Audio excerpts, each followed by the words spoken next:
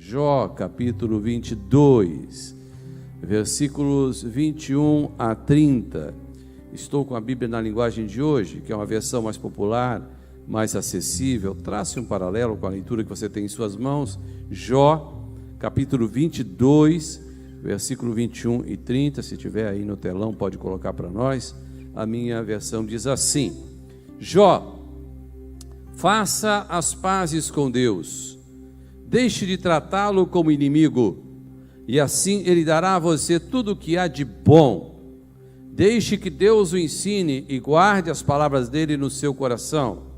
Se você voltar-se para o Todo-Poderoso e se humilhar, se você acabar com a maldade que há na sua casa, e se o ouro mais precioso não tiver valor para você, e for como o pó ou as pedrinhas do ribeirão, então o Todo-Poderoso será o seu ouro puro, será a sua prata mais preciosa, ele será a sua alegria, e você poderá olhar para ele com confiança. Deus ouvirá as tuas orações, e você lhe dará o que prometer. Tudo o que você fizer dará certo, e a luz brilhará no teu caminho. Deus rebaixa os orgulhosos, mas salva os humildes. E ele salvará se você for inocente, se for correto em tudo o que fizer. Você pode dizer amém? Talvez você me indague nesta noite de vitória, de conquista: Ismael, há uma receita de Deus para a felicidade? Claro que há. São os princípios, são as pautas que Deus estabelece para a nossa caminhada e para um viver vitorioso. Eu diria que o cristão é alguém que carrega consigo a receita para a felicidade. Eu vou repetir: o cristão é alguém que carrega consigo a receita para a felicidade. E nesse texto que temos lido, o narrador se chama Elifaz.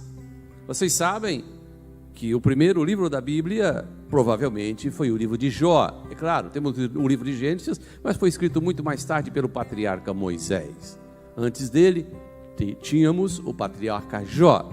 E Jó tinha alguns amigos, e entre eles estava Elifaz. E quando Jó entra num processo de crise, e vocês conhecem muito bem a biografia de Jó, Elifaz aparece na história como protagonista desta caminhada de Jó para superar os seus dias ou anos turbulentos. É claro que Elifaz está equivocado quanto à avaliação do caráter de Jó. Elifaz apontava o dedo e dizia: Jó, você está sofrendo porque você pecou contra Deus. E não era essa a questão. Definitivamente, Elifaz estava equivocado quanto ao caráter de Jó. No entanto, preste atenção nisso. No entanto, do ponto de vista teológico, a proposta de Elifaz é perfeita. Os conselhos que ele dá a Jó servem para nós, talvez 5.000 anos depois. Se de fato queremos intimidade com os céus e desfrutar da felicidade de Deus. Quais são esses conselhos? E rapidamente eu quero compartilhar com você nesta noite.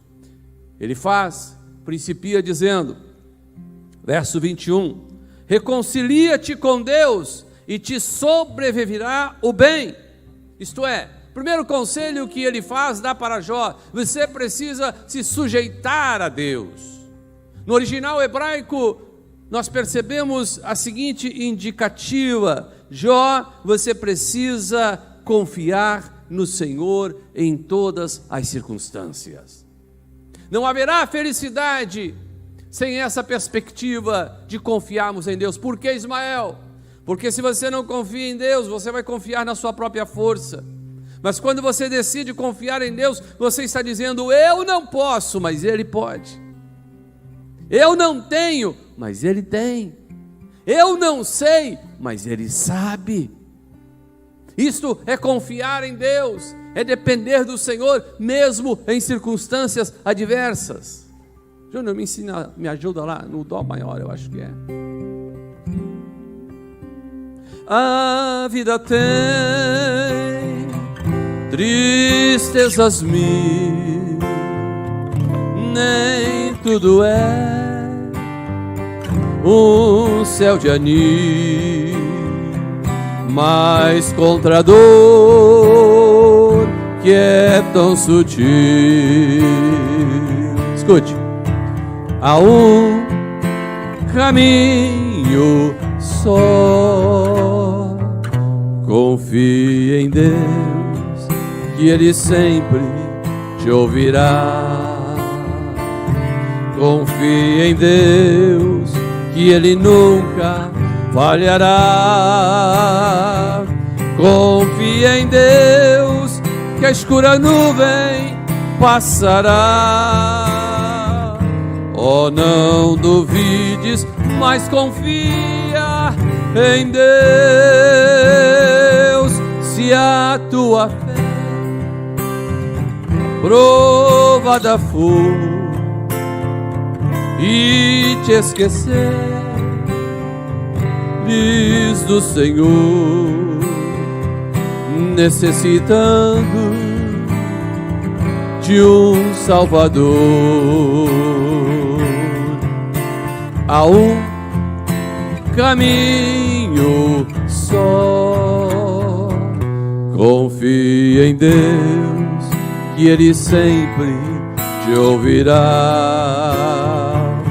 Confie em Deus, que Ele nunca falhará. Confie em Deus, que a escura nuvem passará. Oh, não duvides, mas confia em Deus. Amém? Primeiro conselho, vamos aprender a confiar no Senhor, mesmo diante de circunstâncias adversas. Segundo conselho que ele faz da Jó e que serve para mim e para você hoje: entesoure no coração a palavra. Diz aí o verso 22, coloque as palavras de Deus no teu coração.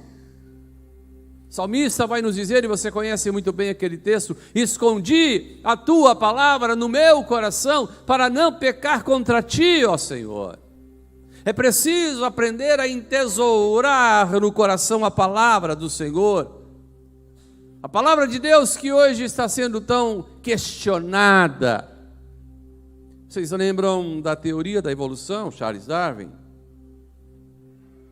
Na perspectiva de que tudo veio de uma ameba ou coisa parecida, de que não há efetivamente um ser criador. No entanto, Charles Darwin, no último dia da sua vida, ou pelo menos nas últimas horas de sua existência, dizem os seus biógrafos que ele estava numa agonia, numa angústia, e ele clamava no seu leito de morte, dizendo: luz, eu preciso de luz, eu quero luz. Imaginamos que Charles Darwin, não obstante a sua teoria da evolução, que tentou revolucionar o mundo e apagar Deus da história, agora, na escuridão de suas últimas horas, clama por luz. Por uma razão muito simples. Nós cristãos cremos de fato que Deus criou os céus e a terra. Cremos que Deus criou os astros, as estrelas, os mares, os rios, os peixes, a natureza. Cremos que Deus criou homem e mulher. E mesmo que a teoria de Darwin diga o contrário, prevalece as palavras de Jesus: passarão os céus e a terra, mas as minhas palavras não hão de passar. Portanto, quer ser feliz? Entesoure no seu coração a palavra de Deus. Terceiro, ele nos ensina que precisamos nos apegar aos princípios corretos da existência humana. Verso 23, se te converteres ao Todo-Poderoso, serás restabelecido, se afastares a injustiça da tua tenda. O que ele faz, está dizendo, é que eu e você precisamos nos apegar aos valores corretos, pautados pela palavra de Deus. Mais do que nunca sabemos que há uma guerra de narrativas. Basta você ouvir um rádio, ver um programa de televisão. As notícias são essas, as notícias prevalecem como inversão de valores. A verdade passou a ser mentira, a mentira passou a ser verdade. A TV Globo de televisão, que eu não assisto e aconselho você também a não assistir, anunciou recentemente que a partir de janeiro, boa parte das suas novelas vão usar a chamada linguagem neutra ou linguagem fluida. Vocês já ouviram falar? Eu chegaria aqui nesta noite e eu não diria a paz do Senhor a todos vocês, homens, ou a todas vocês, mulheres. Eu chegaria aqui e diria a paz do Senhor a todes vocês, a todes. Linguagem neutra, linguagem fluida. Infelizmente, hoje, pela manhã, eu abria o jornal e lá estava a manchete: o homem forte do Supremo Tribunal Federal, Fachin, dizia a manchete: Fachin suspende lei de Rondônia, no estado de Rondônia, que veta a linguagem neutra nas escolas. Aqui em Santa Catarina, nós já aprovamos na Assembleia Legislativa, está proibido nas escolas públicas de Santa Catarina a linguagem neutra que algum professor maluco queira adotar.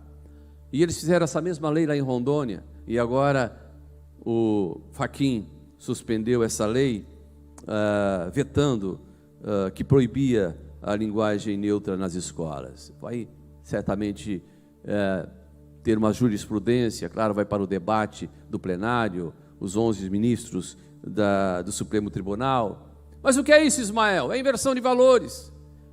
A linguagem neutra nada mais é do que a alavanca da ideologia de gênero que vocês já ouviram falar. Menino não nasce menino, menina não nasce menina, o sexo é uma construção social. Hoje você pode ser menino, amanhã você pode ser menina. O que querem de fato é impor uma ideologia contrária à palavra de Deus na cabeça de nossas crianças, e aqui não vai nenhuma perspectiva homofóbica. Se você tem idade para escolher a sua opção sexual, a decisão é sua, e é sua a decisão diante de Deus e da sua própria consciência. Agora, o que nós não podemos permitir é que coloquem ou queiram impor de goela abaixo a ideologia de gênero na cabeça das nossas crianças. Nós, como igreja, não podemos permitir que roubem a inocência das nossas crianças. Quem está comigo diz amém. 2 Timóteo 4:3 diz: chegará o tempo, e infelizmente esse tempo chegou. 18 de novembro de 2021, chegará o tempo em que as pessoas não vão dar atenção ao verdadeiro ensinamento, mas seguirão os seus próprios desejos. A palavra profética dita há 2000 anos, através do apóstolo Paulo, cumpre-se nos dias de hoje. Mas se você quer ser feliz, apegue-se aos valores da palavra de Deus, amém? Quarto conselho, ele diz: aprenda a deleitar-se mais em Deus do que no ouro. Verso 24, se o Senhor Deus for mais precioso para você do que o ouro e do que todas as pedras preciosas dos ribeiros de Ofir, você encontrará a felicidade. É preciso entender, mais do que nunca repetir o velho refrão: não é a riqueza que vai te dar, que vai te garantir a felicidade. Se assim fosse, nós não teríamos a triste estimativa da Organização Mundial da Saúde de que a cada 40 segundos alguém tira a sua vida, suicídio. No Brasil, a cada 40 minutos alguém diz basta, não quero mais viver. E boa parte dessas pessoas são milionárias. Vocês lembram de Robin Williams? O artista de Hollywood? Vários filmes famosos, como Uma Babá Quase Perfeita. Milionário.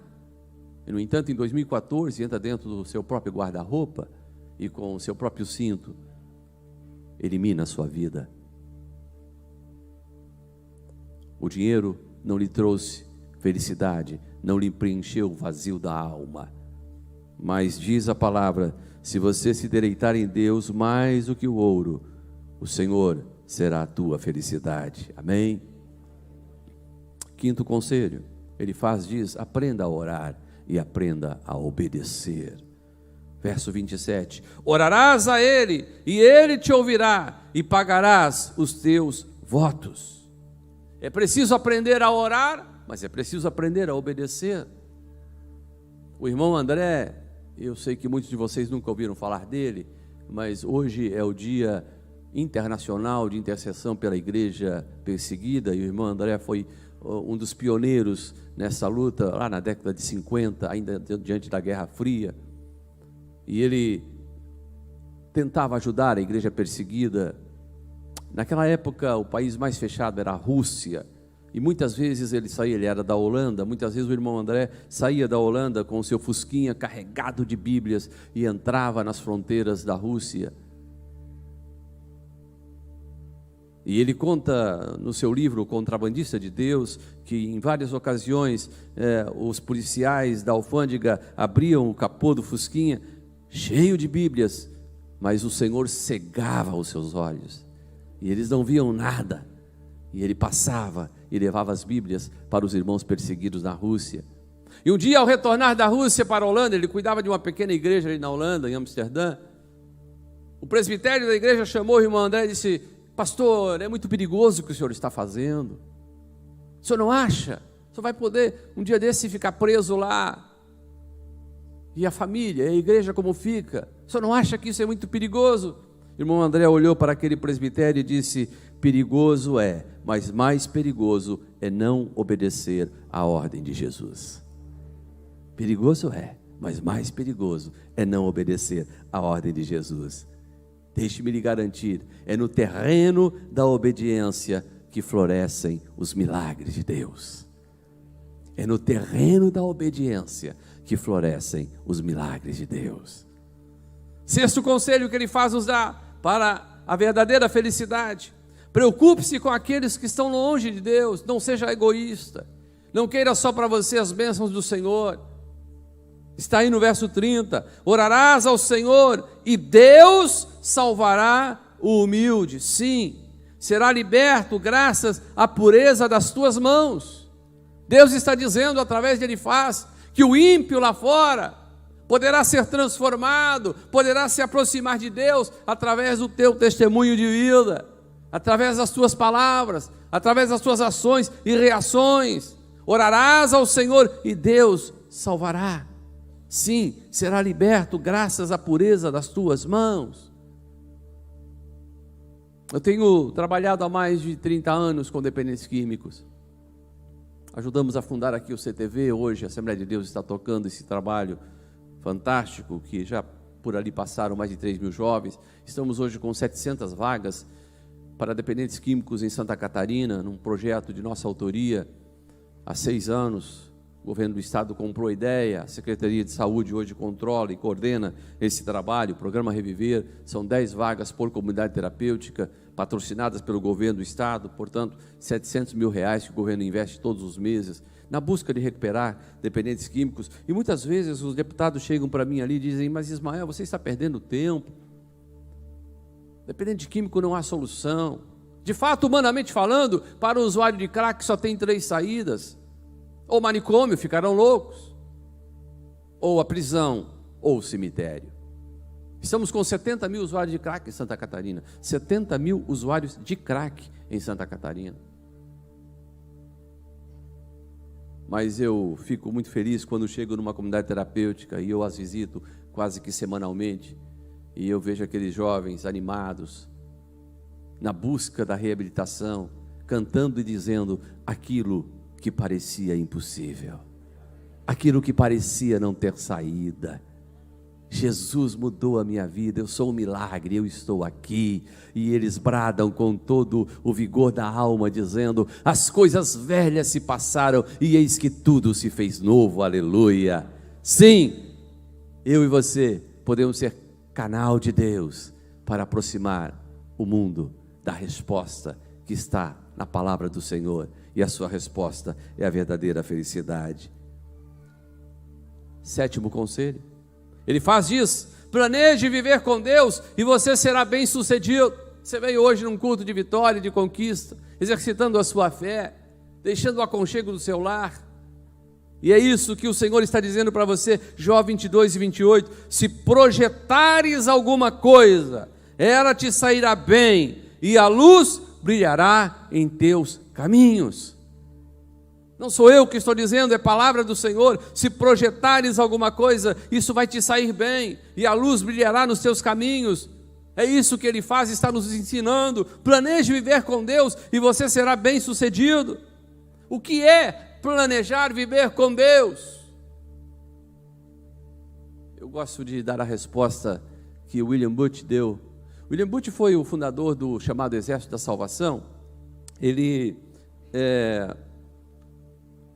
na década de 1870, 1890, revolucionou a Inglaterra, ministrando para os pobres da periferia de Londres. E naquele tempo não havia saneamento básico e as pessoas morriam muito cedo por causa das doenças transmissíveis, etc. E Deus colocou no seu coração um projeto, e ele fundou o chamado Exército da Salvação. Não era uma igreja, era um projeto de evangelização. Aliás, o bordão deles, o refrão deles era pão, sabão e salvação. Pão, sabão e salvação. Pão, porque eles alimentavam os pobres nas periferias. Sabão, falando da questão da higiene, que era muito precária naqueles tempos ali, mesmo sendo Londres. E salvação, falando do Evangelho de Jesus nas esquinas de Londres. E ele revolucionou a Inglaterra com esse trabalho. O trabalho cresceu, se expandiu por todo o mundo. Hoje é a maior associação filantrópica, por exemplo, nos Estados Unidos, é o Exército da Salvação. Quem já foi lá na América vai ver em todas as cidades, grandes e pequenas, o Exército da Salvação atuante. E quando ele estava no final dos seus dias, já com 90 anos, ele recebeu um grupo de jornalistas, comunicadores, que queriam conversar com ele sobre a sua biografia, a sua história, atendendo os pobres e levando o Evangelho de Cristo por todas as partes. E um jornalista olhou para William Booth e disse: Booth, você hoje é conhecido em todo o mundo, é famoso, chamado o general do Exército da Salvação. Diga-me, por favor, qual é o segredo do seu sucesso? Qual é o segredo da sua felicidade? E William Booth respondeu de uma forma muito simples, muito modesta, mas revolucionária. Ele simplesmente disse: o segredo do meu sucesso é um só: Deus teve o melhor de mim. Deus teve o melhor de mim. Se você entregar o seu melhor a Deus, esteja certo, você viverá a plena e a verdadeira felicidade. Mas Ismael, e as circunstâncias adversas, claro, todos nós passamos. Acabei de cantar aqui que a vida tem tristezas. Jesus mesmo disse, não nos iludiu: no mundo tereis aflições. Eu estava no mês de dezembro de 2019, portanto, há 2 anos, um pouquinho antes da pandemia, no encerramento das atividades da Assembleia Legislativa, acho que era dia 17 de dezembro, e o presidente da Assembleia decidiu fazer ali um encerramento com os funcionários, deputados, no hall, o acesso da Assembleia Legislativa, e ele fez um desafio, disse: olha, se algum deputado tiver algum talento e queira apresentar, aí fica à vontade. Enfim, era 1 hora, 1h30 de apresentações, e eu não podia perder a chance, né? Eu vou cantar aqui, cantar para Jesus, para esse povo. E ensaiei ali com o tecladista e fomos preparar um hino. Mas quando eu estava chegando para cantar, eu já estava de pé ao lado do teclado, a Denise estava comigo no dia, minha esposa, e ela disse: Ismael, o nosso filho sofreu um acidente. E eu disse: eu preciso cantar agora, depois a gente conversa. E eu lembro que, com o coração apertado, angustiado, eu entoei aquela canção de louvor a Deus. E quando terminei de cantar, rapidamente subi as escadarias, fui até o nosso gabinete, e Denise estava conversando com o cunhado do meu filho. Meu filho Israel, com 15 anos, tocou aqui, cooperou, tocava muito bem guitarra, mas com 15 anos ele recebeu um convite e ganhou uma bolsa de estudo para estudar nos Estados Unidos e foi para lá. Ficou 3 anos estudando lá, e quando terminou os 3 anos, um outro amigo que morava na França o convidou para passar uma temporada também lá. Ele disse: papai, antes de voltar para o Brasil, eu vou ficar 8 meses na França. Eu disse: está bem, se tem essa oportunidade, aproveite. E ele foi. E ficou lá 8 meses, aprendeu muito bem o francês. E não só isso, se enamorou também de uma francesa, uma enfermeira francesa, membro da Assembleia de Deus ali na França. Voltou para o Brasil, concluiu seu curso de administração e especialização em exportação. Finalmente, em 2010, casou e depois foi embora com essa francesa, levando os meus netos para lá também. Bom, ele conseguiu um emprego muito interessante numa empresa ali na cidade onde mora, e perto de Lyon, 40 quilômetros de Lyon, ao sul da França. E nesse dia, ele estava no chão da fábrica, ali cuidando da questão de exportações e importações, enfim, vendo as mercadorias, quando passa por detrás dele uma empilhadeira. E essa empilhadeira estava transportando uma porta de 250 quilos, uma porta de ferro. E houve um problema mecânico, e uma corrente soltou e aquela porta deslizou daquela empilhadeira e foi direto nas costas do Israel. Ele caiu, a porta caiu sobre ele, os operários que estavam ali correram e se esforçaram, conseguiram erguer aquela porta de ferro, rolaram o corpo dele para o lado, ele ficou ali imobilizado, chamaram os primeiros socorros, espécie de SAMU, e os paramédicos chegaram ali, olharam para Israel e viram que o assunto era complicado e preferiram não mexer, acionaram um helicóptero do governo e o transportaram para um hospital em Lyon. E quando eu cheguei ali no gabinete, Denise estava conversando então com esse cunhado dele, que é xerife na cidade, e ele estava explicando com detalhes o que acontecera. Em síntese, Israel havia quebrado 4 costelas e havia magoado uma vértebra, esmagado uma vértebra, e isso poderia deixá-lo paraplégico. Quando você recebe uma notícia como essa, você pode ficar absolutamente desnorteado, angustiado. Um garoto que está a 10 mil quilômetros de distância, não há muito o que fazer, mas há uma coisa que eu e você podemos fazer: orarás ao Senhor teu Deus e Ele te ouvirá. Jeremias 33:3 clama ao Senhor teu Deus e Ele te responderá com coisas grandes e firmes que não sabes. E nós oramos e clamamos ao Senhor pelo Israel. E deixe-me concluir aqui.